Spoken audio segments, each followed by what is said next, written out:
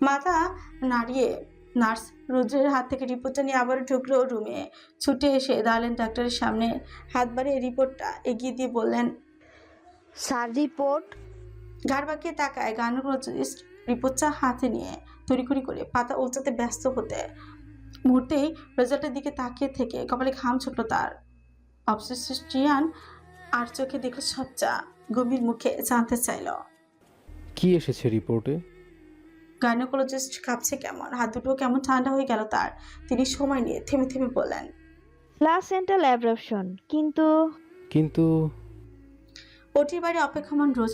সাধারণত কার্ডিওলজিস্টদের এসব কেসে খুব একটা প্রয়োজন নেই। সময় গড়িয়ে যাচ্ছে আপন গতিতে, অপেক্ষার প্রতিটি মুহূর্ত এবার বিষাক্ত ঠেকছে। প্রায় আধ ঘন্টা পর ওটির দরজা খুলল। অবস্ট্রিক্স দুজন বেরিয়ে আসেন একসাথে। তাদের দেখতে পেয়ে দ্রুত এগিয়ে আসো রোজ, উৎসুক কণ্ঠে জানতে চায়, হাউশ্রী। ডক্টর দুজন একে অপরের মুখ চাওয়াচাই করলো। এবার দুজনের চোখে মুখে স্পষ্ট দ্বিধা, বিচক্ষণ রোজের দৃষ্টি এড়ানি সেসব কেমন সে গম্ভীর হলো। এবার প্রফেশনালদের মতো জানতে চাইল, ভুলে যাবেন না আমিও একজন ডক্টর, সো নির্দ্বিধায় বলুন সবটা। গাইনোকোলজিস্ট মধ্যবয়স্ক ফারহানা আফরোজ, এদেশের নাম করা গাইনি ডক্টরদের মধ্যে তিনি একজন। রোজের এরূপ কথা ডক্টর ফারহানা আলগোছে নিজের মুখ থেকে মাস্কটা সরালেন, গভীর মুখে বলেন, আপনার সাথে প্রাইভেটলি কথা আছে ডক্টর ইফতেখার। আপনি আমার কেবিনে আসুন। কথাটা বলে তিনি পা বাড়লেন নিজের কেবিনের দিকে। রৌদ্র মিনিট দুয়েক সময় নিল। তার বিচক্ষণ মস্তিষ্ক এতক্ষণে স্পষ্ট টের পেয়েছে কিছু একটা। তবুও ভাই বলে কথা। ছেলেটা বুক ফুলিয়ে নিঃশ্বাস ফেলেও ভার কয়েক, নিজেকে যথেষ্ট শক্ত করে তারপর পা বাড়ল ডক্টর ফারহানার কেবিনের দিকে। May I come in ma'am? ডেস্কের ওপাশে বসে রিপোর্ট দেখছেন ডক্টর ফারহানা। ঠিক তখনই দরজার কাছে থেকে ভেসে আসা রোজের কঞ্চে তিনি কেমন নড়েচড়ে বসলেন, মাথা নাড়িয়ে সম্মতি দিলেন ভেতরে আসার। রোদ্র ঢুকলো নিঃশব্দে, এগিয়ে এসে বসলো চেয়ার ছেড়ে, গম্ভীর কণ্ঠে বলে হচ্ছে, পেশেন্টের কি অবস্থা ম্যাম? ডক্টর কিয়ৎক্ষণ চুপ রইলেন। প্রায় মিনিট দুয়েক পেরুতেই নিজ থেকে নীরবতা ভেঙে বললেন, পেশেন্টের অবস্থা খুব critical doctor Iftekhar. And now I am going to say something bad, so please keep your self strong. কেননা আমি জানি পেশেন্ট আপনার বোন। বুক কাঁপছে রোজ জ্বর, তবুও বাইরে থেকে নিজেকে শক্ত রাখার সেই কি আপ্রাণ চেষ্টা চুপকে। ডাক্তার আবার বলতে লাগলো, দেখুন ইফতেখার, আপনার বোন লাস্ট ট্রাইমেস্টারে আছে। ইন দিস সিচুয়েশন এভাবে হ্যাভি ব্লাড ফ্লো ওনার জন্য ভীষণ ক্ষতির কারণ। আপনার বোনের প্লাসেন্টার অ্যাব্রাপশন হয়েছে, বাচ্চার হার্টবিট কমে গিয়েছে খুব। আমরা চাইলে ইমার্জেন্সি সি সেকশনে যেতে পারি, কিন্তু এখানেও বিশাল বড় সমস্যা আছে। থমকা রোজ কাপা কাপা কঞ্চ ফুলে বেরিয়ে আসে কেবল। কি? ডাক্তার ফুস করে নিঃশ্বাস ফেলেন খানিকটা, পরক্ষণই বলেন, প্লাসেন্টা দেয়াল খুলে গিয়েছে, যার দরুন বাচ্চা নিঃশ্বাস নিতে পারছে না। এর মধ্যে আমরা আপ্রাণ চেষ্টা করেছি রোগীর রক্ত বন্ধ করার, বাট আমরা বরাবরই ব্যর্থ। এই মুহূর্তে আমরা যদি ইমার্জেন্সি সি সেকশনে যাই, এমনও হতে পারে পেশেন্টের হ্যামোরেজ হয়ে গেল। সি সেকশনে এমনিতেই প্রচুর ব্লিডিং হয়, তার মধ্যে ওনার ব্রেনে অক্সিজেন না পৌঁছালে উনি কোমা কিংবা মারাও যেতে পারেন।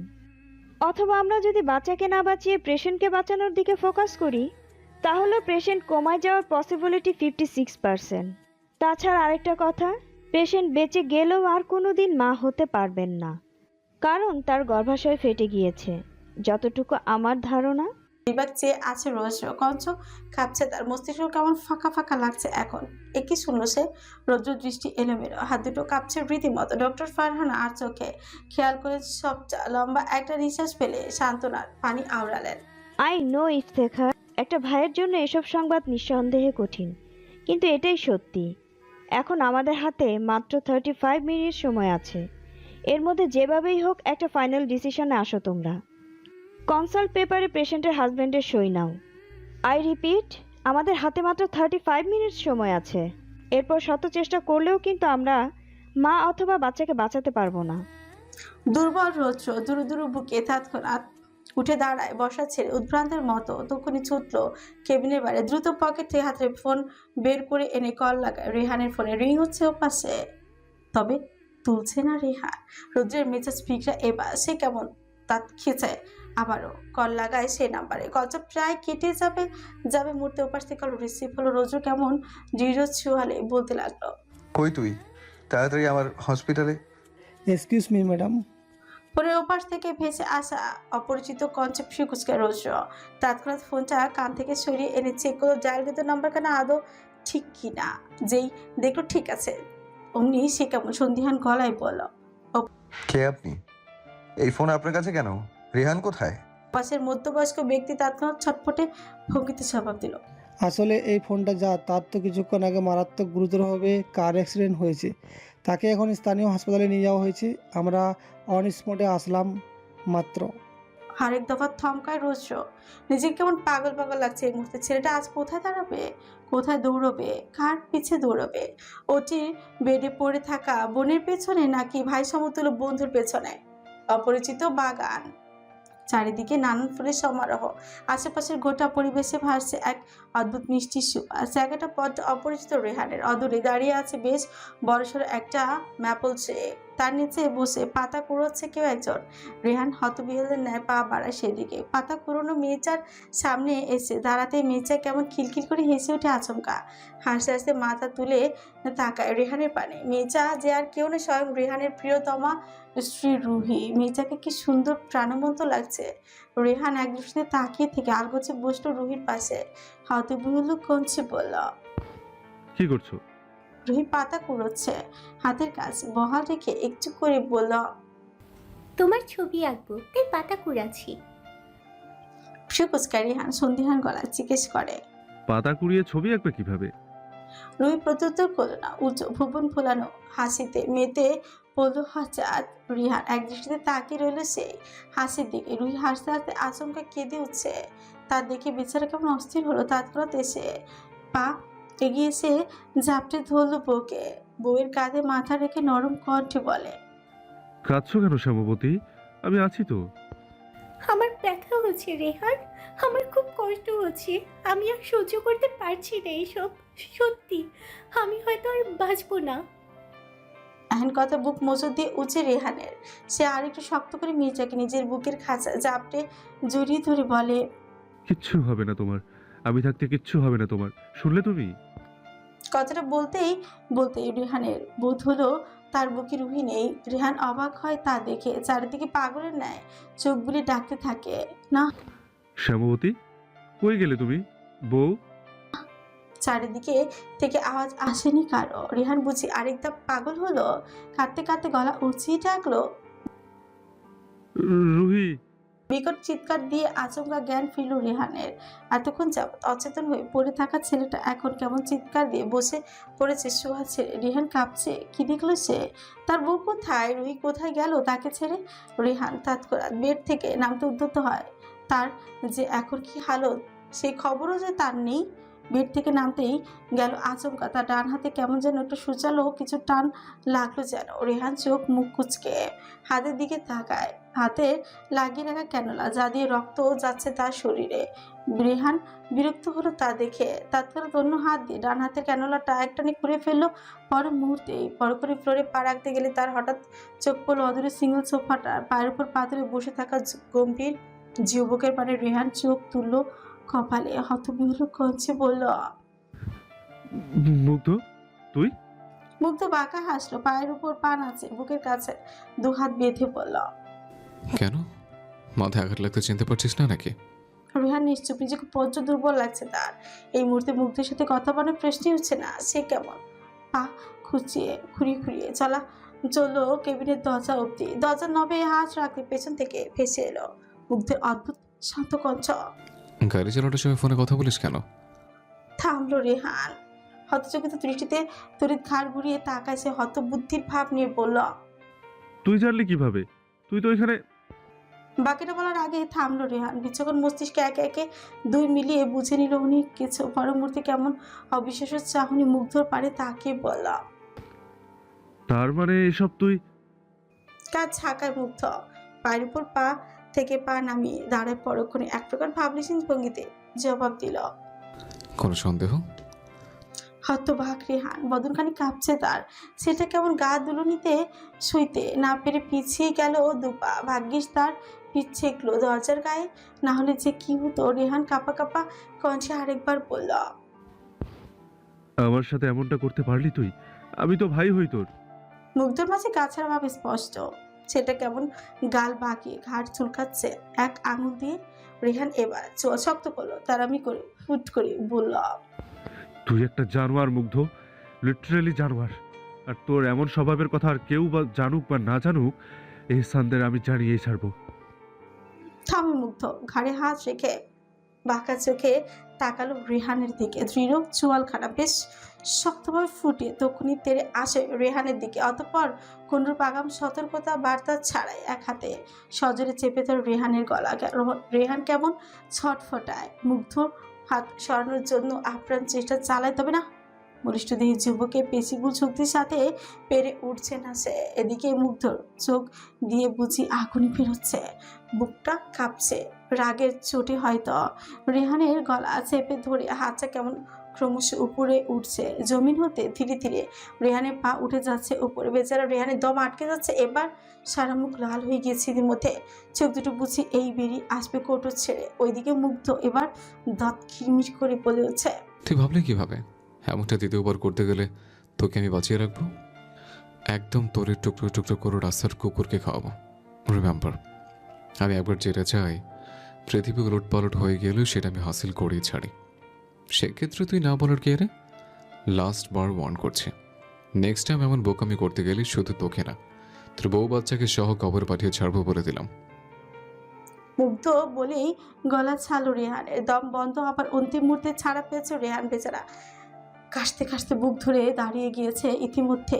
নিঃশ্বাস পেতে কষ্ট হচ্ছে ব্যাপক। ছেলেটা কেমন মেঝেতে পড়ে হাঁপাচ্ছে বুক ধরে। মুগ্ধর মন গড়ল না একটু, উল্টো সে পকেট হাসে সিগার বের করে ছোটে গুজল।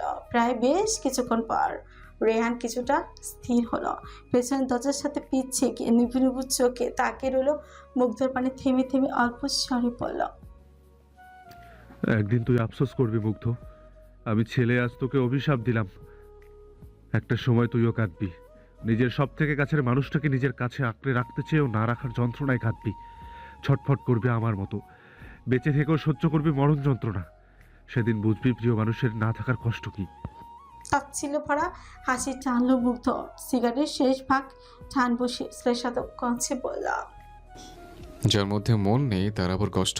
সিরিয়াসলি?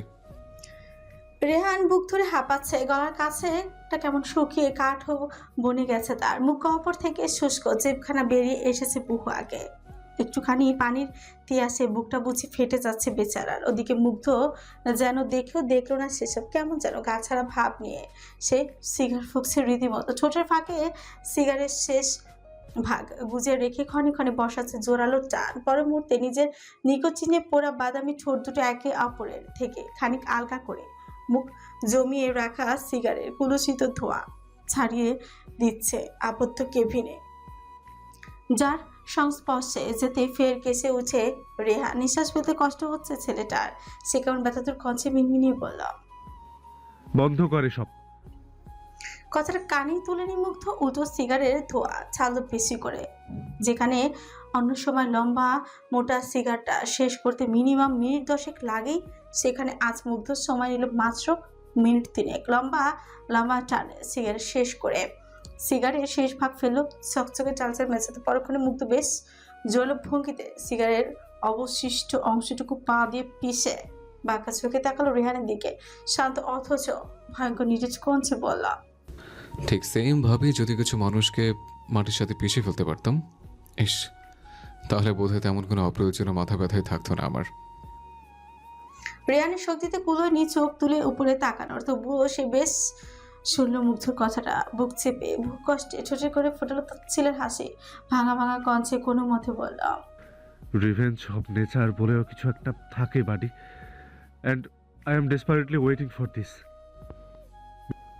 এতটুকু বলেই রেহান তৎক্ষণাৎ চোখ তুলে উপরে মুগ্ধর ভরাট মুখের দিকে তাকে শেষে থেকে শ্লেষাত কঞ্চে ফের আওড়ায়, বিশ্বাস কর, সেদিনটা আসতে কিন্তু খুব একটা সময় লাগবে না। সেদিন আমার জায়গায় তুই থাকবি আর আমি থাকবো নীরব দর্শক হয়ে। মনে রাখিস, Mirza, Sayan, Mugdha, every action has their equal reaction. যেখানে ফেরাউনের মতো দাম্ভিকেরও পতন হয়েছে, সেখানে তুই আবার এমন কি চিজ? তুই সময় গুনতে থাক, বরঞ্চ এখন থেকেই গুনতে শুরু কর, কেননা পরের দিন সময় না পাস। মুগ্ধ হাসলো ঠোঁট পিছে, তীক্ষ্ণ দৃষ্টিতে রেহানের আপাতমস্তক পরক করে দাঁত খেছে বলে হচ্ছে, रस्सी जल गया पर अभी तक तेरा हिकरी नहीं गया मदरफकर कैसे इंसान पे तू কথাটা বলে শটান হয়ে দাঁড়ায় মুগ্ধ। মাফিয়া মনস্টার আবার বেশ কতক ভাষায় পারদর্শী কিনা, যখন যেটা রুচিতে ওঠে তখন সেটাতে গালাগাল করে ক্ষান্ত হন।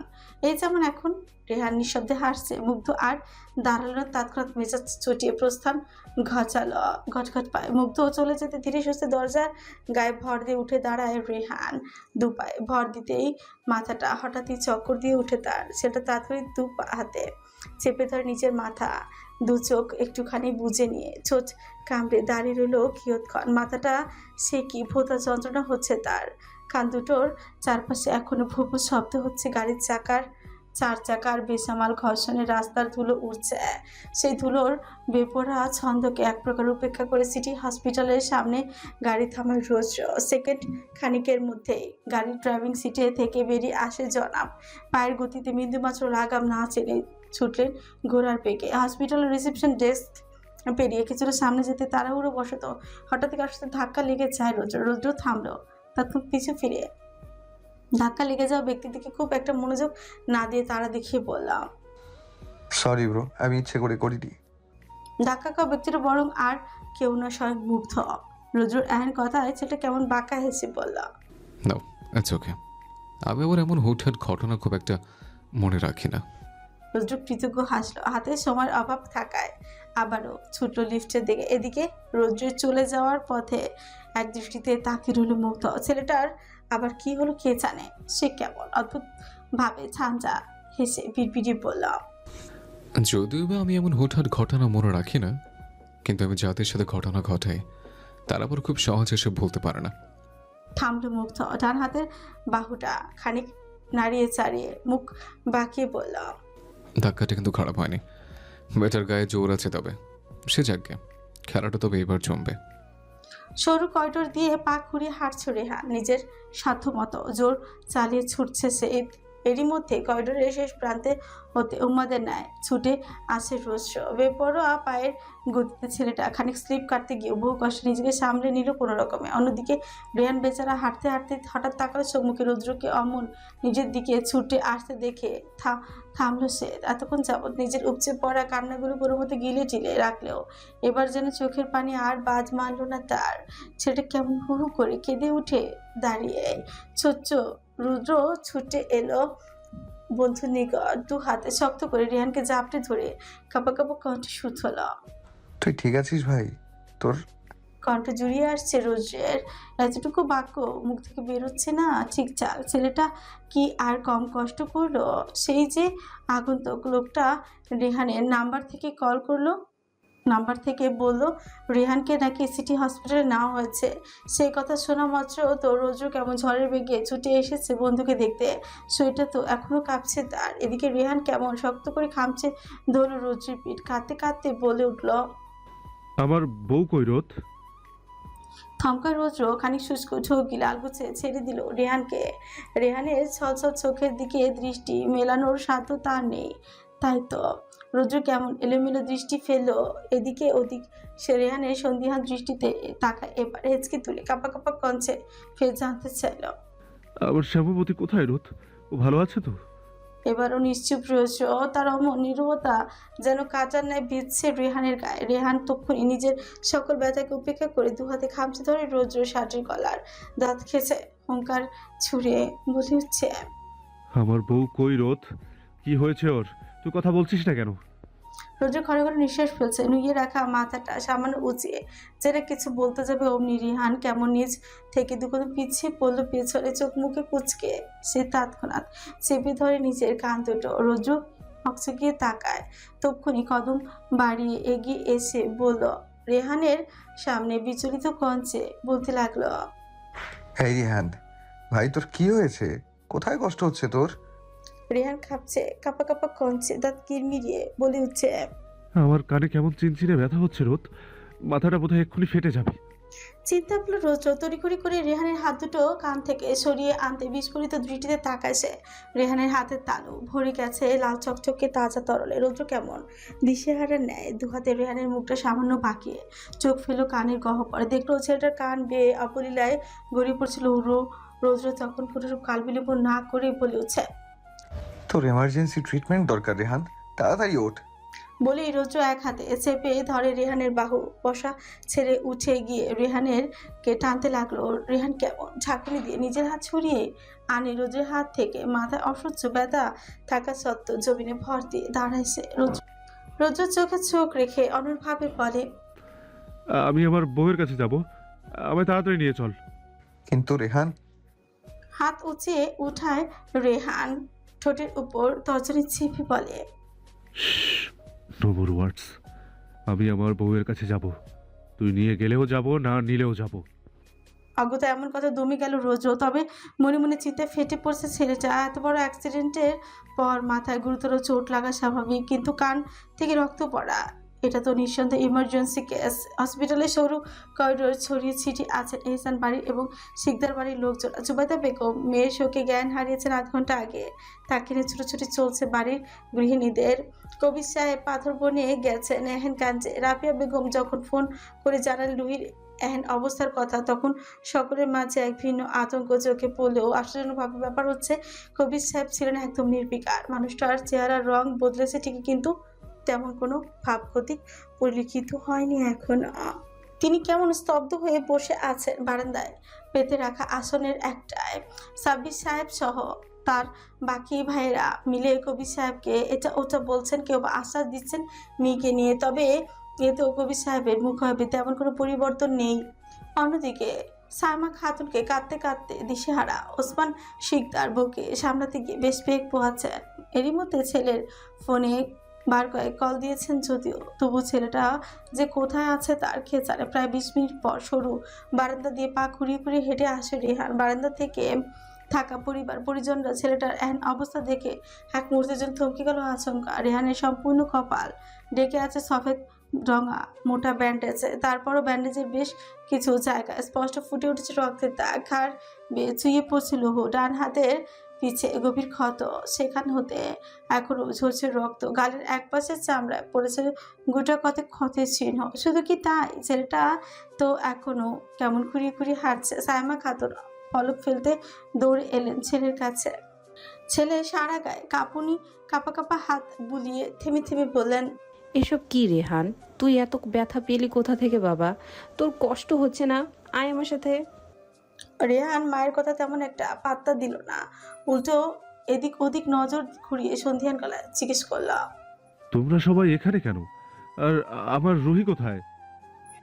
রুহির কথা উঠতে আরেক দফা ভেঙে পড়লেন সাইমা খাতুন। হু হু করে কেঁদে দিয়ে মানুষটা কপাল ঠেকালেন ছেলের পক্ষে। এহেন করুন কন্দনের সুর শুনে রেহানের বুকটা কেমন ধক করে উঠলো। সে তৎক্ষণাৎ মাকে নিজের বুক থেকে সরিয়ে জিজ্ঞেস করলো, কাঁদছো কেন আম্মু? যতবার রুহির কথা জিজ্ঞেস করেছি ততবারই সবাই এমন কেঁদে উঠছো কেন? আমার বউ কোথায়? ওকে ডাক দাও, বলো আমি এসেছি। কথা শুনলেন না সাইমা খাতুন, একাধারে কেঁদেই যাচ্ছেন তিনি। রেহান এবার বচ্চ বিরক্ত তেতে ওটা কণ্ঠে চেঁচিয়ে ডাক দিল, রুহি, রুহি বউ আমার, কই তুমি? তাড়াতাড়ি বেরিয়ে এসো। রুহি আসবে না রেহান, ও এখন ওটিতে জীবন মৃত্যুর মাঝখানে ঝুলছে। থমকায় রেহান। কণ্ঠস্বরটা যেন হারিয়ে ফেল মুহূর্তেই। গার বাঁকে পেছনে ফিরে তাকায় বাবার পানে। কানে ভুল শুনলো কিনা যাচাই করতে কেবল জিজ্ঞেস করলো, কি কি কি বললে? ওসমান সাহেবের গলা ধরে এসেছে। তিনি বার কয়েক ঢোক শুকনো ঢোক গেলেন। ছেলে ব্যথা তো চোখ দুটোর পানে দৃষ্টি না ফেলে অন্যত্র তাকে বললেন, রুহি সিঁড়ি থেকে পড়ে গিয়েছে। এর কথা নিচে আটকে আসে রেহানের। ছেলেটা কেমন যেন থমকে গিয়েছে, পিছিয়ে যায় দু কদম। বুকটা কেমন ঝুলছে তার। রেহান তৎক্ষণাৎ হাত উঠিয়ে বুক ডলতেই থাকে অনবরত। আরেকবার মাথা হাত বোলায়, পাগলের ন্যায় ছুঁচ কামড়ে এদিক ওদিক উমাদের ন্যায় দৃষ্টি ফেলে বিড়বিড় করে বলে উঠছে, আমার বউ, আমার বউ। প্রতিটি মানুষ কুপড়িয়ে কুপড়িয়ে কাঁদছে। সাইমা খাতুন ছেলের এহেন পরিস্থিতি সহ্য করতে পারছে না মোচেও। এদিকে রেহান এবার বহু কষ্টে নিজেকে শক্ত করলো, দৃষ্টি ফেলো অধরে বদ্ধ ওটির পানে। রেহান সেদিকে কদম বাড়াতে গেলে পেছন থেকে তার এক হাতের কবজি ধরে চেরি রৌদ্র। রেহানের পর্যবল থামলো, ঘাড় পাকিয়ে পেছনে তাকালো। সন্ধিয়ার গলায় বলল, হাত ধরলে কেন? হাত ছাড়ো। ছাড়ি রৌদ্র উঁচু হাতের চাপ বাড়িয়ে বলতে লাগলো, তোর সাথে জরুরি কথা আছে আমার, আগে শুনে যা। বিরক্ত হলো রেহান। তাৎক্ষণিক বিরক্ত ভঙ্গিতে এক হাতে রৌদ্রর বুক বরাবর সজোরে ধাক্কা দিয়ে বলে উঠছে, ফাক ইওর কথাবার্তা। আমার হাত ছাড়, আমাকে আমার বউয়ের কাছে যেতে দে। হঠাৎ ধাক্কার তাল সামলাতে না পেরে রৌদ্র খানিক পিছিয়ে গেল। হাত ছাড়েনি রেহানের। এদিকে করিডোরে এমন হইচই শুনে হন্তদন্ত পায়ে ছুটছে এলেন ডক্টর ফারহানা। হাত বাড়িয়ে চোখ থেকে চশমাটা খুলে নিয়ে গভীর কলে বললেন, কি হয়েছে এখানে? এত চেঁচামেচি কিসের? ভুলে যাবেন না, এটা হসপিটাল। ডাক্তারের কঞ্চ পেয়ে সেদিকে তাকায় রেহা। তারপর কি মনে করে রোজের হাত থেকে নিজের হাতটা এক ঝটকায় ছাড়িয়ে নিয়ে চলে আসে ডক্টরের নিকট। এসেই কেমন করুণ কণ্ঠে জিজ্ঞেস করে, ডাক্তার, আমার বউ কোথায়? ডক্টর ফারহানা টনক যেন নড়ল এবার। তিনি তখনই প্রশ্ন ছুড়লেন, আপনি পেশেন্টের হাজবেন্ড? রেহান কাল বিলম্বহীন উপর নিচ মাথা ছাকায়। ডাক্তার তখন ফোঁস করে নিঃশ্বাস ফেল, খানিকটা সময় নিয়ে বলল, I am sorry to say that gentleman, but আপনার ওয়াইফের অবস্থা খুবই ক্রিটিক্যাল। বুক কাঁপছে রেহানের, গলার সচ্চা কেমন জড়িয়ে আসছে হঠাৎ হঠাৎ। এরই মধ্যে মাথায় তীব্র যন্ত্রণা। রেহান কান্না জড়ানো কঞ্চে ভেঙে ভেঙে বলল, আমার বউকে সুস্থ করে তুলুন ডক্টর। বিনিময়ে আপনার যা দরকার সব নিয়ে নিন। প্রয়োজনে আমার দেহের সকল রক্ত নিয়ে যান। আমার ব্লাড গ্রুপ ও নেগেটিভ, আমি দিতে পারবো আমার বউকে রক্ত। ডক্টর ফারহানা নিশ্চুপ হয়ে শুনলেন পাগল ছেলেটার কথাগুলো। তিনি পরক্ষণে আবার চোখ করলেন, আমরা হয়তো আপনার বাচ্চা কিংবা বউয়ের মাঝে যে কোনো একজনকে বড়জোর বাঁচাতে পারবো। এখন আপনি কাকে বাঁচাতে চান? ডক্টর কথা শেষ হবার প্রায় সঙ্গে সঙ্গে রেহান কেমন যেন জোর গলায় বলে উঠছে, বাচ্চা লাগবে না আমার, একদম লাগবে না। আপনি শুধু আমার শ্যামাবতীকে বাঁচান, আমার বউকে সুস্থ করে ফিরিয়ে আনুন। এতটুকু বলে থামলো রেহান। গলা থেকে কান্নাগুলো উগড়ে আসছে তার। সেটা কেমন একটা ঢাকা ফাঁকা ঠকিল। থেমে থেমে বলল, আমার বউ বাঁচবে তো ডক্টর? আমি ওকে আবারও ফিরে পাবো তো নিজের কাছে? ওর কিছু হয়ে গেলে আমি বাঁচবো না ডাক্তার, আপনি দয়া করুন আমার উপর। ডক্টর ফারহানের চোখ ভরে আসছে এ পর্যায়ে। তিনি তৎক্ষণাৎ কিছু না বলে চলে গেলেন অন্যত্র। এদিকে তিনি রাস্তার থেকে সরে যেতে রেহান আবারও ছুটল ওটির দিকে। তবে খুব একটা কাছে যেতে পারেনি সে। এর আগেই রোজু ছুটে এসে পেছন থেকে ঝাপটে ধরেছে তাকে। ছাড় আমায়, আমাকে আমার বউয়ের কাছে যেতে দে। আমার শ্যামাবতী ওখানে কষ্ট পাচ্ছে, ও একা একা থাকতে পারবে না আমাকে ছাড়া। ও ও রক্ত খুব ভয় পায় রোদ, আমাকে ছেড়ে দে প্লিজ। আল্লাহর দোহাই লাগে, আমাকে ওর কাছে যেতে দে। রেহানের গগন বিদারী আর্তনাদে হসপিটালের সরু বারান্দাটার চারপাশ কেমন ভারী হয়ে উঠেছে মুহূর্তে। বারান্দায় জর্জরিত রেহানের নিজের প্রতি তেমন হুঁশ নেই। চারিপাশে মানুষজন স্পষ্ট দেখছে আহত ছেলেটা আত্মচিৎকার। ছেলেটার ঘাড় বেয়ে এখন টুপটুপ করে চুয়ে পড়ছে লৌহ ও কান থেকেও বইছে বিন্দু রক্ত। কপালের উপরই ভাগে মোটা করে ব্যান্ডেজ লাগানো জায়গাটায় এতক্ষণ বাইরে থেকে কেবল রক্তের ছোপ ছোপ দাগ দেখা গেলেও এখন কপাল বেয়ে ঝরছে লৌহ। হাতের ক্যানোলা বসানো গভীর ক্ষত জায়গাটা থেকেও চুয়ে চুয়ে পড়ছে রক্ত। হাতের তালু লেপটে গেছে লাল রঞ্জিত তরলে। বেচারার অমন করুণ পরিস্থিতি দেখে সকলে কেমন ছলছল চোখে তাকিয়ে আছে। এদিকে রৌদ্র তাকে আষ্টে পৃষ্ঠে নিজের বুকের সঙ্গে জড়িয়ে রেখেছে, থামাচ্ছে ওটির ভিতর থেকে ভেতরে যাওয়া থেকে। তবে রেহানা তেমন কারো বাধাই মানছে না। সেটার গায়ে ফুচ করে এত শক্তি এলো কোথা থেকে কে জানে। শক্তপোক্ত রৌদ্র এখন বেশ বেগ পোহাতে হচ্ছে তাকে ধরে রাখতে। রেহান মুচড়াচ্ছে, গলা ফাটিয়ে চিৎকার করছে ভেতরে যেতে, কিন্তু রৌদ্র ছাড়ছে না। দু হাতের বাঁধন আরো খানিকটা দৃঢ় করে রেহানকে আটকে রাখলো কোনো রকম। রেহানের এবার পাগল হওয়ার দশা যেন। সেটা কেমন বোধ হারিয়ে মাথা দিয়ে সজোরে রোজুর নাক বরাবর আঘাতি করে বসলো। আচমকা আক্রমণে রোজু নামক দৃঢ় পুরুষটা খানিকটা চলে যাওয়ার কথা থাকলো, সে ঠায় দাঁড়িয়ে রইল আগের মতো। হঠাৎ রোজুর বোধ হলো তার নাক দিয়ে গরম কিছু ছুঁয়ে পড়ছে। চোখ দুটো কেমন ঝাপসা হয়ে আসছে ক্রমাগত। তারপর সে এক বিন্দু নড়ল না, রেহানকে ছেড়ে উঁচু রেহানকে চেপে ধরে বলতে লাগলো, যত ইচ্ছে মার ভাই, কিচ্ছু বলবো না আমি, তবুও নিজেকে শক্ত কর। এই মুহূর্তে একসাথে দুজনকে সামলানোর মুরদ নেই আমার, প্লিজ বোঝ একটু। রেহান আজ অত বুঝ টুজ কাজে আসবে না। বউকে এক পলক কাছ থেকে দেখার জন্য ছেলেটা কেমন পাগল সেজেছে দেখো। সে উঁচু রোজরুকে আর্তনাদ করে বলে উঠছে, তোর দুটো পায়ে পড়ি ভাই, আমায় একটু যেতে দে আমার শ্যামপতির কাছে, একটু ছুতে দে ওকে। ওকে দেখতে না পেয়ে আমি মরে যাচ্ছি ভাই। এই দেখ, আমার বুকটা ভীষণ কাঁপছে ভাই, খুব ব্যথা হচ্ছে আমার এই বুকটায়। গম্ভীর পুরুষের কাঁদতে নেই তো, তাও যদি হয় লোকালয়ে তাহলে তো কথাই নেই। রৌদ্র চোখ নুয়ে ফেলে আচমকা করুণ করছে বলল, এই মুহূর্তে ওকে দেখলে সইতে পারবি না ভাই, ভেঙে পড়বি। আপাতত রৌদ্র প্রতিটি কথা বিষের ন্যায় যন্ত্রণা দিচ্ছে রেহানকে। সেটা আপনার চেষ্টা চালাচ্ছে ছোটরা, তবে পারছে না কোনো মতে। ঠিক তখনই তাদের পাশ কাটিয়ে স্ট্রেচারে করে অপারেশন সরঞ্জামে নিয়ে যাচ্ছেন একজন নার্স।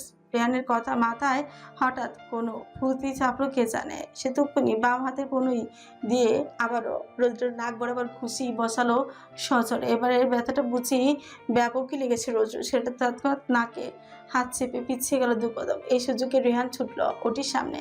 এসে দাঁড়াতে বাদশাহ তো সাব্বির সাহেব, তাসিক সাহেব দুজনে শটান হয়ে দাঁড়ালো দরজার সামনে। রেহান থামলো উদ্ভ্রান্তি নেয়, এক পাশে এক দফা নজর বুলিয়ে ফুচ করে এগিয়ে এলো নার্সের কাছে।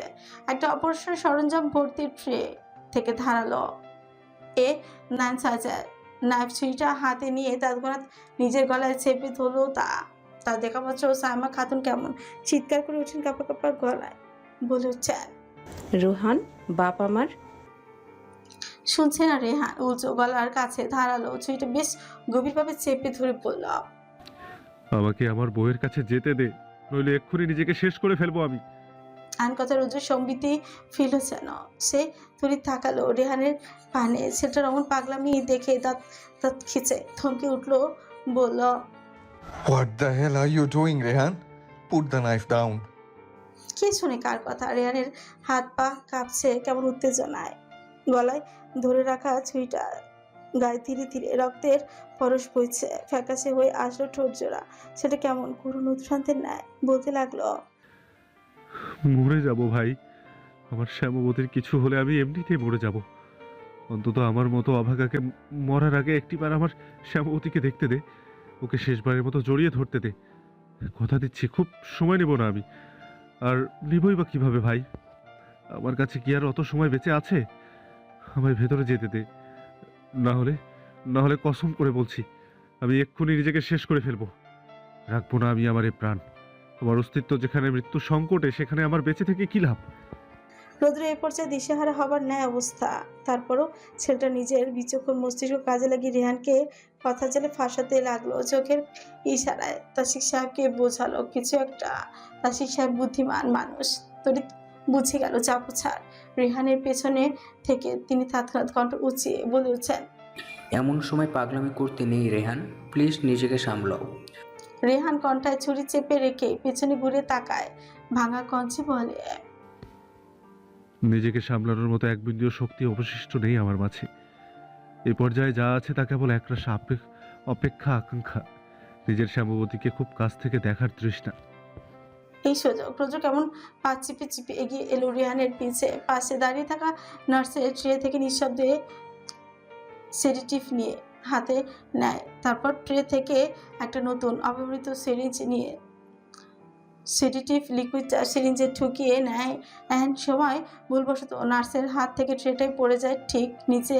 তক্ষুনি ঘাড় বাঁকিয়ে পাশে তাকায় রেহান। গলা থেকে ছুরিটা খানিক আলগা হতে রোজু তৎক্ষণাৎ এক হাতে চেপে ধরে রেহানের ওই হাত। তারপর ছেলেটাকে নিজে শক্তপোক্ত বাহুর আগলে ধরে বেশ কায়দা করে এই রেহানের ঘাড় বরাবর ইঞ্জেকশনটা পুশি করে দেয়। রেহান ছটফটায়, তবে সে ছটফটানি খুব একটা সময় স্থায়ী হলো না যেন। এর মধ্যে রেহানের চোখের সামনে সবটাই কেমন আধারে নেমে এলো। ছেলেটা চলে গেল গভীর নিদ্রার জালে, তবুও তার কণ্ঠে অস্ফুট ভাসছে, শ্যামবতী, আমাকে ছেড়ে যেও না। নিস্তেজ রেহান জ্ঞান হারিয়ে লুটিয়ে পড়েছে হসপিটালের স্বচ্ছ টাইলসের ফ্লোরে। রোজ তৎক্ষণাৎ দু হাতে আগলে ধরে ছেলেটাকে। চোখ মুখ লাল হয়ে এসেছে তার, যেন আশেপাশে কেউ না থাকলে এক্ষুনি কেঁদে দিতেন দৃঢ় পুরুষ। রৌদ্র কোনো কাল বিলম্ব না করে রেহানকে তুলে নেয় কাঁধে। রেহানের কান বেয়ে রক্ত গড়াচ্ছে। ছেলেটাকে এমার্জেন্সি নেওয়া অতীব জরুরি। ওদিকে সাইমা খাতুন বুক ভাসাচ্ছেন ছেলের অমন করুণ দশা দেখে। পাশে থেকে ওসমান শিকদার বুকে ধরে রেখেছেন কোনো রকম। বেচারা নিজেও তো কাঁদো কাঁদো মুখে দাঁড়িয়ে আছেন। শত হলেও তো তার একমাত্র ছেলে বলে কথা। এমার্জেন্সি ওয়ার্ড, বেডে শোয়ানো হয়েছে রেহানকে। বেডে চারিদিকে গোল হয়ে দাঁড়িয়ে আছে emergency medical team. Emergency physician তৎক্ষণাৎ এয়ারওয়ে সিকিউর করলেন। প্রথমত ABC স্টাবিলাইজ ছেলেটার নিঃশ্বাসের গতি পরখ করতে লাগলেন দক্ষ ভঙ্গিতে। পরক্ষণই গলা উঁচিয়ে বললেন, রোগী অচেতন, শ্বাসনালী ঝুঁকে আছে। নার্স, ইমার্জেন্সি অক্সিজেন মাস্ক পরান রোগীকে। রিমেম্বার, প্রয়োজনে টিউব ঢোকাতে হবে। কথা মতো এগিয়ে এলো nurse. High flow oxygen mask পরানো অচেতন রোগীকে। পর মুহূর্তেই রোগীর পালস চেক করতে উদ্যত হলেন তিনি। ডান হাতে তর্জনী ও মাধ্যমা আলতো করে চেপে ধরেন রোগীর শ্বাসনালী পাশে। অন্য হাতের কবজি উল্টে চোখ রাখলেন ঘড়ির কাঁটায়। প্রায় 6 সেকেন্ড ধরে পালস চেক করে প্রফেশনাল কায়দায় বললেন, পালস দুর্বল স্যার। এক কথায় মুহূর্তেই চিন্তায় পড়লেন ফিজিশিয়ান। তৎক্ষণাৎ হুকুম ছুড়ে বললেন, ইমার্জেন্সি IV প্রুফ দিন। নার্স মুহূর্তে ছুটলেন বেডের ধারে। সেথায় রাখা প্রয়োজনীয় ঔষধপাতি হাতে IV ফ্লুইড নিয়ে ফের চলে এলেন ডক্টরের কাছে। হাত বাড়িয়ে ডক্টরের হাতে এগিয়ে দিলেন মোটা সিরিঞ্জ দুটো এবং ছোট্ট তরলের শিশিটুকু। ডক্টর সময় নিলেন না। তৎক্ষণাৎ সিরিঞ্জ দুটোতে তরল পরিপূর্ণ করে আলতো করে তা পুশ করতে লাগলেন রোগীর দেহে। পরপর দুটো IV লাইন বসিয়ে থামলেন তিনি। অপেক্ষা করলেন সর্বোচ্চ 2 মিনিট। এর পরপরই তিনি ফের রোগীকে ক্যারোটিভ পালস ধরেন। এবারে পালস রেট দুর্বল। ডক্টর সঙ্গে সঙ্গে গলা উঁচিয়ে দুজন নার্সের উদ্দেশ্যে বললেন, nurse 1, check the blood pressure and you. রোগীকে heart meter and pulse oximeter লাগান। এমন কথা বলতে দেরি, নার্সদ্বয়ের কাজে লাগতে দেরি নেই। দুজনেই কেমন যেন দক্ষতার সাথে নিজেদের কাজে মত্ত হলেন। রোগীকে বুক উন্মুক্ত করে সেথায় লাগানো হলো কার্ডিয়াক মনিটরিং এর চিকন তার। ডক্টর এবার চোখলেন মনিটরের পর্দায়। সেথায় যেতে সরু রেখাগুলো কেমন উঠানামা করছে ক্রমশ। এরই মধ্যে নার্সদের মধ্যে একজন বলে উঠছেন, স্যার, ব্লাড প্রেশার 90/60।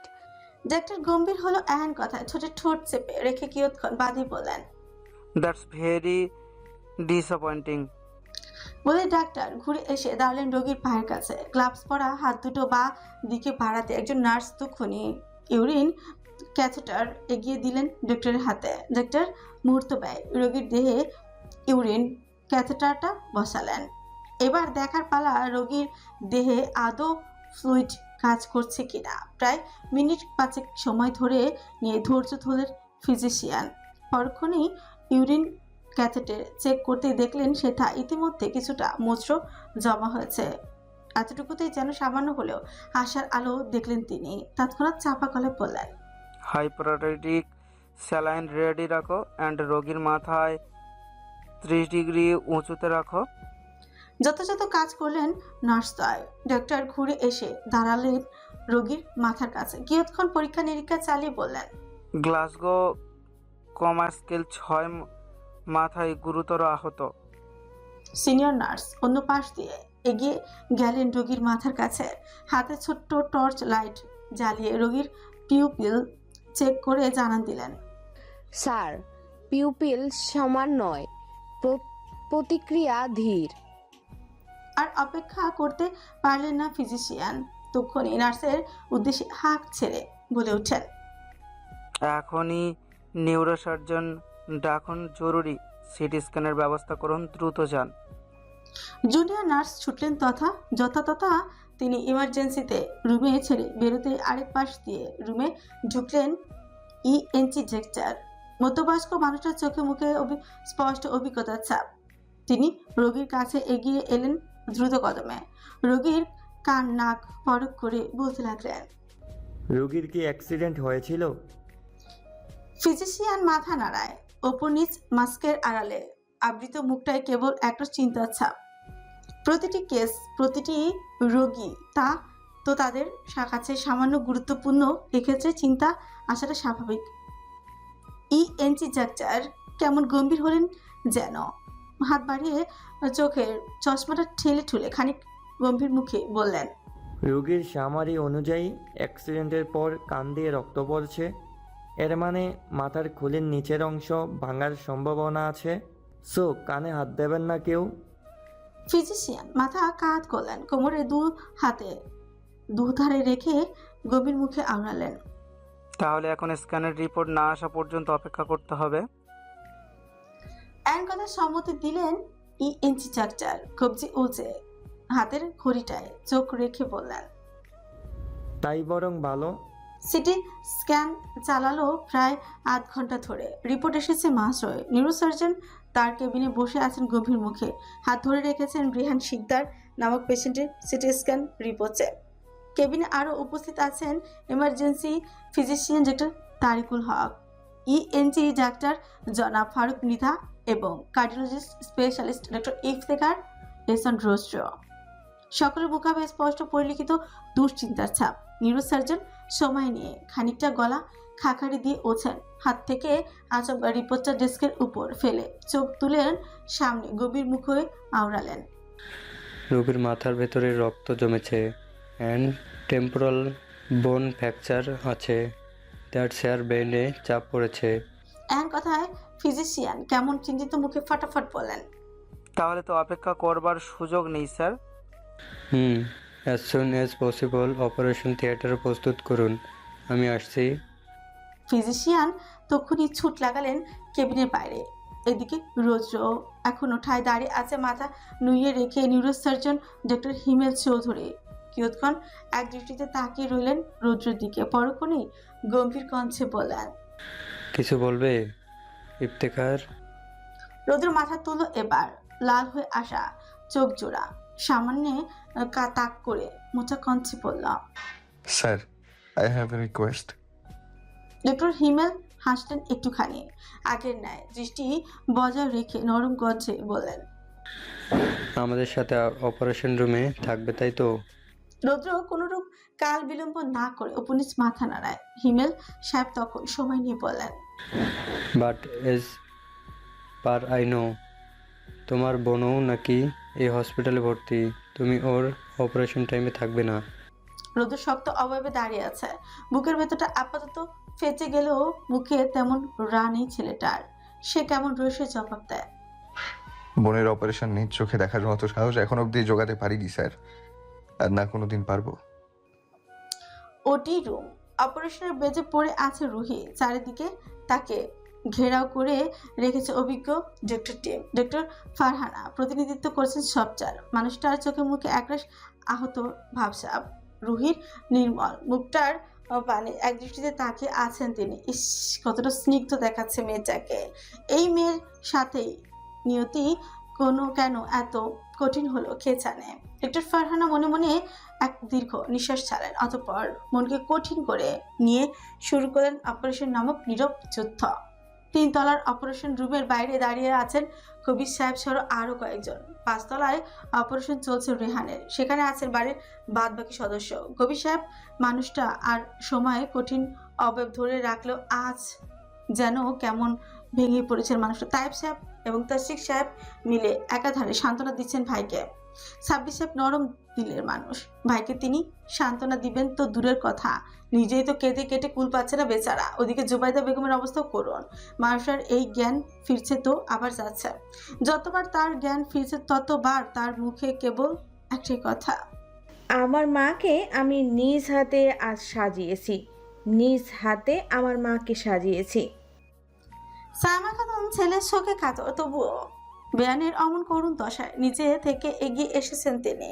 সেই কখন থেকে জুবাইদা বেগমকে জড়িয়ে ধরে কাছের মানুষটা, তার কোনো ইয়াত্তাই নেই। হ্যালো, তায়েব সাহেব বলছেন? হসপিটালে ক্যাফেটেরিয়া দাঁড়িয়ে আছেন তায়েব সাহেব। সত্যই 4-5টে কফির অর্ডার দিয়েছিলেন ভাইদের জন্য। অমনি ফোনে কল এলো তার। পকেট থেকে ফোন বের করে দেখলেন থানা থেকে কল এসেছে। তাই তো কেমন তড়িঘড়ি করে কল রিসিভ করলেন তিনি। কল রিসিভ করে কানে ঠেকাতে ওপাশ থেকে ভেসে এলো কাট কাট কণ্ঠের কথাটা। তায়েব সাহেব কোনোরূপ পরিতাপ ছাড়াই প্রত্যুত্তর করে বললেন, জি বলছি। অপসের ব্যক্তির কর্কশ কণ্ঠস্বরে ব্যস্ত ভঙ্গিতে ফের বললেন, আপনার এমার্জেন্সি একবার থানায় আসতে হবে। শ্রী গুটালেন তায়েব সাহেব। ঠোঁটের আগে বহু কথা এসে হানা দিল। বিচক্ষণ ব্যক্তি চুপ করে রইলেন কেমন বিনিময় কেবল বললেন, জি আসছি। কথাটা শেষ হতে ওপাশ থেকে কল কেটে গেল তক্ষুনি। তাইব সাহেব এদিকে পড়লেন মহা চিন্তায়। হুটহাট থানা থেকে এমন কল আসাটা মোটেও স্বাভাবিক ব্যাপার নয়। মানুষ নিশ্চিন্তার মতো ফোনের স্ক্রিনে থেকে আঙুল চালিয়ে কল লাগালেন তাসিক সাহেবের নাম্বারে। ওপাশে দুটো রিং হতে কল রিসিভ হলো। তাইব সাহেব তৎক্ষণাৎ ব্যস্ত গলায় বললেন, নিচে আয় তসু, আমি থানায় যাচ্ছি। ম্যাথমেতে সবুজ রঙের জিপ গাড়িটা মাত্রই ধুলো উড়িয়ে থামলো থানার বাইরে। সময় নিয়ে গাড়ি থেকে নামলেন তাইব সাহেব। বাম হাতে তর্জনী গাড়ির চাবিটা ঝুলিয়ে গটগট পায়ে ঝুঁকলেন থানার ভেতরে। তিনি ভেতরে ঢুকতে খেয়াল করে আশেপাশে এসআই কনস্টেবলরা কেমন ঘুরি ঘুরি দেখছে তাকে। কেউ কত মুখ টিপে হাসছে। কাণ্ডে তাইব সাহেবের কপালের চামড়ায় গোটা কতক ফাঁচি পড়লো যেন। তিনি গম্ভীর মুখে সামনে পা বাড়াতে হঠাৎই তার দৃষ্টি পড়লো তার ওই ক্যাবিনের বাইরে মুখ ভার করে দাঁড়িয়ে থাকা রাজন সাহেবের পানে। তাইব সাহেব গম্ভীর মুখে এগোলেন তার দিকে।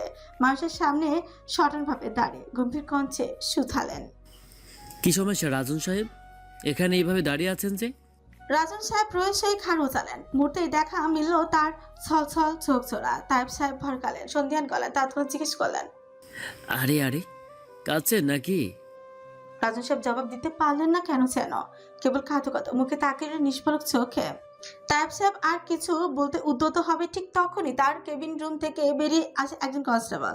এসে কেমন কাট কণ্ঠে বললেন, জনাব তাইব এহসান, বিভাগীয় কমিশনার আপনাকে ভিতরে ডাকছেন, তাড়াতাড়ি আসুন। এন কথা জানপানি অবাক হয়ে গেলেন তাইব সাহেব। বিভাগীয় কমিশনার আজ হঠাৎ কি মনে করে এলো? তাইব সাহেব কোনরূপ কাল বিলম্ব না করে ভেতরে ঢুকলেন। দুপা ভিতরে ঢুকতেই এক পা তড়াক উঁচিয়ে এক হাত কপালে ঠেকিয়ে সালাম ঠুকলেন সচরে। ডেস্কের ওপাশে গম্ভীর মুখে বসে আছেন বিভাগীয় কমিশনার। তার ঠিক মুখোমুখি চেয়ারে ঠিক একজন পায়ের উপর পা তুলে বসে আছে আয়েসি ভঙ্গিতে। সম্মুখে ধোয়া ওটা কফির কাপ, ঠান্ডা হচ্ছে অবহেলায়। তাইব সাহেব খানিকটা দূরে দাঁড়িয়ে কেমন পাথ্য গলায় বললেন, স্যার ডেকেছিলেন? দিয়ে দাও ওনাকে। কমিশনার সাহেব ভাইয়ের মুখো মাথা নাড়ালেন উপর নিচ। সামনে ডেস্কের উপর পড়ে থাকা কালো রঙের ফাইল থেকে কিসের যেন একটা খাম বের করে আনলেন পরক্ষণেই। পাশে দাঁড়িয়ে থাকা কনস্টেবলের হাতে খামটা ধরিয়ে দিয়ে আদেশ ছড়লেন। যথাযথ কাজ করলেন কনস্টেবল। দ্রুত কদমে এগিয়ে এসে খামটা দিয়ে গেলেন তাইব সাহেবের হাতে। তাইব সাহেব এখনো বোধগম্যহীনের ন্যায় তাকিয়ে আছেন খামের দিকে। সময় নিয়ে খামের উপরাংশ ছিঁড়ে খামের থেকে বের করে আনলেন ভাঁজ করা এক পিস কাগজ খণ্ড। রয়েছে কাগজ খণ্ড খুলতেই যেন এক প্রকার ঝটকায় খেলেন তাইব সাহেব। তড়িৎ বিস্ফোরিত দৃষ্টিতে তাকালেন সম্মুখে, হতবাক কণ্ঠে অস্ফুটে বললেন, সাসপেনশন লেটার?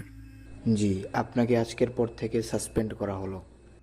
মুহূর্তে যেন কানের পাশ থেকে বলতা উড়ে গেল তাইব সাহেবের। মানুষটা এখনো কেমন অবিশ্বাসের চোখে তাকিয়ে আছেন। মুখে ফুটে কিছু আওড়াবেন সেই অবস্থাতেও তো তিনি নেই। প্রায় কিয়ৎক্ষণ বাদে তাইব সাহেব নিজেকে সামলালেন। সন্দিগ্ধ কণ্ঠে বলতে লাগলেন, বাট ওয়াই স্যার, আবার দোষটা কি? কমিশনার সাহেব জবাব দিতে বড্ড অনীহা দেখাচ্ছেন। তাইব সাহেবের কথাটা যেন সে শুনলেনই না তিনি। ওদিকে তাইব সাহেবের বুক ফেটে যাচ্ছে ব্যাকুলতায়। কেন আজ তাকে সাসপেন্ড করা হলো? কিসের জন্য? তিনি তো তার হোল কেরিয়ারে একজন সৎ নিষ্ঠাবান মানুষ ছিলেন। তারপরও কেন? তাইব সাহেবের বুক ভাঙা কষ্টগুলো যেন এবার চোখ দিয়ে বেরোবে। মানুষটা তখনই এদিক ওদিক দৃষ্টি ফেললেন এলোমেলো। ঠিক তখনই ডেস্কের এপাশে বসে থাকা মানুষটা কেমন উঠে দাঁড়ায় আচমকা। কমিশনার সাহেব তখনই কেমন ব্যস্ত হয়ে পড়লেন মানুষটাকে নিয়ে। গদগদ কণ্ঠে বলতে লাগলেন, আরে স্যার, আপনি উঠলেন কেন? আরেকটু বসেন, কফিটাও তো খেলেন না স্যার। সম্মুখে দাঁড়িয়ে থাকা মানুষটা ইশারায় আঙুল নাড়লেন বোধ হয়। তাইব সাহেব খুব একটা খেয়াল করলেন না সেসব। এদিকে সম্মুখের ব্যক্তি ধীরে ধীরে পেছনে ফিরে তাকে দেখা মাত্র তাইব সাহেব যেন আকাশ থেকে পড়লেন। এই ছেলেটা গতকালে ওই ছেলেটা না যে কিনা আইনমন্ত্রী বাসাকে তাণ্ডব চালিয়েছিল? তাইব সাহেব কেমন যেন অবাক চোখে তাকিয়ে আছেন সামনে। এদিকে মুগ্ধ হাসলো ছোচ কামড়ে। দু হাত বুকে কাছে বেঁধে ডেস্কের সনে গা এলিয়ে দাঁড়িয়ে রইল কিয়ৎক্ষণ। ছেলেটার চোখে মুখে স্পষ্ট বেশরব। তাইব সাহেবের বিচক্ষণ মস্তিষ্ক খুব একটা সময় নিল না সবকিছুর গোড়া ধরতে। তিনি ঠিক টের পেলেন কাণ্ডের পেছনে এই ছেলেরই হাত আছে। কথাটা ভাবতে তাইব সাহেবের চোখ শক্ত হয়ে গেল। দাঁতে দশ চেপে হাত দুটো মুষ্টিবদ্ধ করলেন তক্ষুনি। মুগ্ধ সরু চোখে দেখলো সবটা। পরক্ষণ ঠোঁটের কোণে শ্লেষাত্মক হাসির রেশ চেনে দু হাত গুজলো প্যান্টের পকেটে, গায়ে বাতাস লাগিয়ে কয়েক পা এগিয়ে এসে দাঁড়ানো তাইব সাহেবের একদম মুখোমুখি। লম্বায় বেশ উঁচু হওয়ায় ছেলেটা কেমন ঘাড় নুইয়ে দাঁড়ায়, চাপা স্বরে বিদ্রুপী সুরে বলে, বলেছিলাম না আমাদের আবারও দেখা হবে। সে ইট হ্যাপেন্ড। রাগে থরথর করে কাঁপছেন তাইব সাহেব, চোয়াল ফুটালো শক্তভাবে। মুগ্ধ সবটাই পরক করে কেমন শ্লেষাতক কঞ্চে বলে উঠছে, রাগ লাগছে? মারবেন নাকি? মারলে মারুন না। নিন, আপনার সুবিধার্থে গালটাও গিয়ে দিলাম। বলে ডান কাটা কেমন এগিয়ে দিল মুগ্ধ। তাইব সাহেব সঙ্গে সঙ্গে দৃষ্টি সরেন অন্যস্ত্র। তা দেখে মুগ্ধ ফের বাঁকা হাসলো, খুচরো খুচরো চোখে তাকে ভরাট কঞ্চে বলল, সেদিনও বলেছিলাম, আজ আবারও বলছে, এখন থেকে আপনার আমার প্রায়শই দেখা হবে রেসি সাহেব। আর গেস হোয়াট, প্রতিবার আমাদের মিটিং আপনি ভীষণ রকম চমকাবেন, কেননা I love to give surprises. কথা বলে মুগ্ধ কেমন শটান হয়ে দাঁড়ায়। তাইব সাহেব তার দিকে কঠিন চোখে তাকে থাকতে মুগ্ধ করলো আরেক কাণ্ড। ছেলেটা হুট করে কেমন চোখ চিপল, পরে মুহূর্তেই ক্রু হেসে তৎক্ষণাৎ পা চালিয়ে চলে গেল বাহিরে। এদিকে তাইব সাহেব গজগজ করছেন ঢাকে, একটা হাঁটুর বয়সের ছেলে কিনা তাকে এভাবে নাকানি চোপানি খাচ্ছে। সত্যি Operation successfully complete. The patient is out of danger. ওটির বাইরে দাঁড়িয়ে আছেন ফিজিশিয়ান, মুখে থেকে মাস্ক খুঁতে খুঁতে কথাটা বলে ওঠেন তিনি। এদিকে এরূপ কথা কর্ণপুরে পৌঁছান মাত্র হসপিটালের বারান্দার ছাতক পাখি নেয় অপেক্ষারত ওসমান শিকদার, সাইমা খাতুন এবং অন্যান্যরা কেমন দু হাত তুলে শুকরিয়া আদায় করলেন ড্রপের। সাইমা খাতুন ছেলের জন্য ফের বুক কেঁদে বুক ভাসাচ্ছেন। পাশ থেকে ওসমান সাহেব তৎক্ষণাৎ এক হাতে স্ত্রীকে জড়িয়ে ধরে মোচা মোচা কঞ্চে কোনো রকমে পড়লেন, আহা, আবারও কাঁদছো কেন? শুনলেন না ডাক্তার কি বলল? আমাদের রেহান এখন সকল বিপদ থেকে মুক্ত, আলহামদুলিল্লাহ। সাইমা খাতুন শুনছেন, তারপরও মা বলে কথা, ছেলের জন্য তো বুক ফুরবে তাই না? এদিকে তাসিক সাহেব তখনই জলপায় ছুটেন বাকিদের কাছে। এই মুহূর্তে তিনি 3 তলায় যেতে হবে, তার দিতে হবে রেহানের আপডেট। তাছাড়া রুহিরও তো অপারেশন চলছে, সেখানকার আপডেট নেওয়াটাও তো জরুরি। 3 তলার সরু বারান্দা পুরোটাই স্তব্ধ, নীরবতায় আবদ্ধ। বারান্দার একপাশে বিছিয়ে রাখা সিটগুলোর একটিতে থম মেরে বসে আছেন কবির সাহেব। গোটা একটা দিন মানুষটা কেমন নাওয়া খাওয়া বাদ দিয়ে বসে আছেন এক জায়গায়। বাড়ির মানুষজন তাকে এ নিয়ে কতবার যে বললো বাড়ি থেকে একটু বিশ্রাম নিতে, একটু খানা দানা খেতে, কিন্তু মানুষটার গলা দিয়ে এক ফোঁটা পানিও নামছে না। আজ একটা দিনেই কেমন বুঝি লোকটার বয়স হুট করে 2 গুণ বেড়ে গেল। চোখে মুখে ভাঁজ পড়ে গিয়েছে বয়সের, দেহে ধরা দিয়েছে দুর্বলতার চাপ। এদিকে জুবাইদা বেগমেরও যাচ্ছে তাই অবস্থা।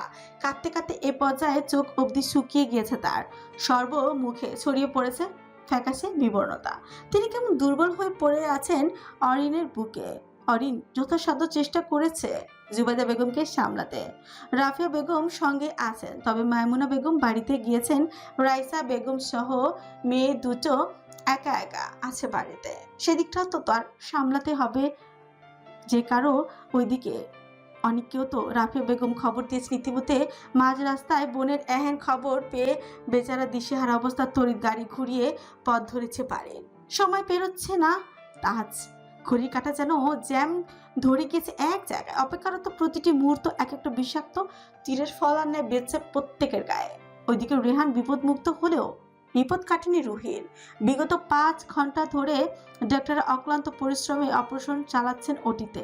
ইতিমধ্যে সি সেকশনের জটিল প্রতিক্রিয়ার মাধ্যমে 1 ফুটফুটে ছেলের সন্তান জন্ম দিয়েছে রুহি। তবে সদ্য জন্ম নেওয়া নবজাতকের অবস্থা ভীষণ করুণ।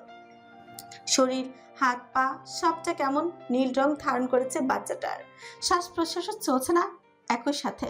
এদিকে নবজাতকে এমার্জেন্সি এনআইসিউতে পাঠানো হয়েছে। আরেকদিকে রুহির গুরুতর অপারেশন চলছে। পেটে মারাত্মক ব্যথা পাওয়ার দরুন মেয়েটার জ্বরেও ফেটে গিয়েছে।